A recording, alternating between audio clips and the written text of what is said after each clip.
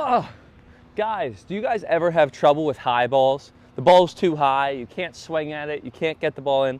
Today, we are going to be going over how to handle and execute high balls, all right? So I want you guys, the first lesson I teach all my students with high balls is what? When the ball's really high, what's one thing that's going to do? It's going to drop down, right? There's gravity. Too many players, they think when the ball's super high, they try to hit it high instead of letting gravity work and letting it drop, moving back, and then hitting it. Once again, if the ball is super high up in the air, what should I do? I should drop, let it drop, move back, and then hit the ball. Again, too many players, what they do is the ball's super high and they try to hit it without moving back. So next time you're on court, I want you to think the ball's super high, to move back, let it drop, and then hit it. I want you to think of it like baseball, right? If you think of baseball, Philly, I'm a Phillies fan, right? When you hit, you have your strike zone. This is where you want to make contact with the ball, right? If it's out of your strike zone, you're not going to hit it, right? For tennis, here's my strike zone. If it's out of my strike zone, instead of not hitting it, I'm going to move and adjust to get my ball in the strike zone. Why do you guys think when you go US Open, all you hear is ch-ch-ch-ch, right, on the hard courts? It's because all the tennis players, what they're doing is they're moving their feet to try to get the ball in that exact strike zone that they want to hit, all right? So, again, my strike zone is, let's say, right here. So when the ball is super high, I'm going to move back to let it get into my strike zone. Just like what? If the ball was short, I would move up to get it in my strike zone. If the ball was out here, I would move over to get it in my strike zone. So again, make sure you are moving back, okay? Here's the next thing, right? When you guys are moving back, what players do wrong is that they move back and then they stay off their back foot. Guys, I want you guys to think after you move back, you have to make sure that you're finishing forward. This is the golden rule. Too many players, what they do is they do get behind the ball if you're already moving back, but then they play off their back foot, all of their weight's going backwards. Guys, in tennis, you always want to make sure that you're moving forward, right?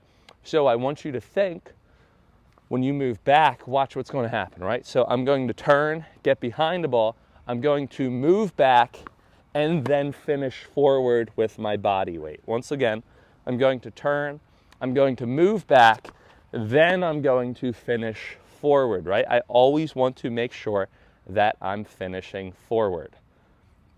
For the forehand, we're going to now get in. So now we're going to get more in depth into it, all right? So when you guys, and this is for right-handed players, if it's left-handed, if you're a left-handed player, I want you to think the opposite. But when you get back for your forehand, I want you to think you're moving back, you get behind the ball, you're loading in your right foot, then you're stepping forward with your left foot. Once again, I want to turn, I want to move back, I want to get back behind the ball, I want to load on my right foot, step forward, and explode off my front foot, my left foot, right? For the backhand, if I'm a right-handed player, right? I want to turn, I want to move back, I want to load on my left foot, and I want to explode off my right foot. Once again, what I'm going to do, the ball's super high, I'm going to load off my left foot, push off onto my right foot, all right? So again, if you guys ever get a deep ball for the forehand, you're going to get back, load on your right foot, step forward with your left foot. If you guys ever get a deep ball for the backhand, right, you're going to move back, get on your left foot, and you're going to push off to your right foot, all right? So I want you guys could easily do this by yourself, right? Just go out. You don't even need to be on the tennis court. And just think, okay, high, deep forehand. Go back on my right foot, finish forward on my left. Okay, high, deep backhand. Go back on my left foot, push forward on my right. And just keep on working, getting that feeling of going back to front. Once again, I'm going to get behind the ball, then I'm going to finish forward, all right? And if you're a left-handed player, that means you're going to go back on your left foot, finish with your right for your forehand, and on the backhand, you're going to go back on your right foot and finish with your left, okay? You always want your body weight finishing forward. The next thing, okay? Too many players, when they're back behind the baseline, right? They try to go super fast over the net, super low.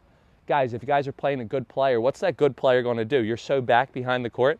All they're going to do is just tap it over like this, and you're going to be all the way back there. You just hit a great shot, but it wasn't at the right time, and you're going to have trouble. You're not going to be able to get to that ball, even if you're Nadal, even if you're Monfils, as fast as Monfils, even if you're Usain Bolt, right? So what you have to do is, instead of drilling this ball back here, where your opponent can just tap the ball up there, and that's more for intermediate advanced players, I want you to think that when you get a deep ball, right, you're going to move back, you're going to finish forward, and you're going to play with height. Once again, I want to be playing with height and spin while I get pushed back, all right? Height and spin when you get pushed back in the court will keep you win, will let you win. I tried to make a rhyme right there. Hey, we tried. But height and spin will let you win when you get pushed back behind the court, right? So that's the next thing I want you guys to think about, right? When you guys are back behind the court, this is the type of ball that you should be hitting. This is the type of ball. The reason why is because when the ball is in the air, what can't your opponent do? Your opponent can't hit it, right? It's in the air. They can't touch the ball that's in the air. They have to let it bounce and hit it. So while this ball is in the air, I'm going to be able to recover and get into a better court position. Let me just do 3 more so you guys can see this, all right? So the ball is going to be pushing me back, right? I'm going to get behind it, handle the high ball properly, back to front, and then I'm going to recover. Let's do 2 more. So I'm going to get back, I'm going to hit, play with height, and recover. And 1 more. I'm going to get back, finish forward, play with height, and recover, all right? So just to review, guys, number 1, you want to make sure when it's a super high ball, what do? You guys get behind the ball, okay? Once you guys get behind the ball, that's going to make a big difference if you don't already do that. Then you're going to get behind the ball and then finish forward, right? You're just going to think about step 2, your body weight finishing forward. Then after you finish forward, what you're going to think about is the feet, right? If it's a forehand, you're going to load on your right foot, finish on your left foot. If it's a backhand, you're going to load on your left, you're going to finish on your right. If you're a left-handed player, left to right on the forehand, right to left on the backhand. Then once you get that, what you're going to do is you're going to start playing with topspin, right? You're going to move back and you're going to start playing with topspin. Height and spin will let you win when you get pushed back behind the baseline, okay? The last thing that I want to teach you guys, right? There's going to be times that you can't get behind the ball, right? The ball's so high, you're trying to get behind the ball, right? The ball's super high, you're trying to get behind it, and you're just having so much trouble, you can't do anything with it, okay? I want you guys to think there's a third or second option, right? If you can't get behind that ball, I want you to press the reset button, all right? Here, let me go up to this phone. I'm gonna press it. There we are, reset button, okay? I pressed the reset button. I reset my game, okay? So let's talk about this situation, right? The ball's super high. I cannot get behind it. Watch what I'm going to do, right? So it's super high.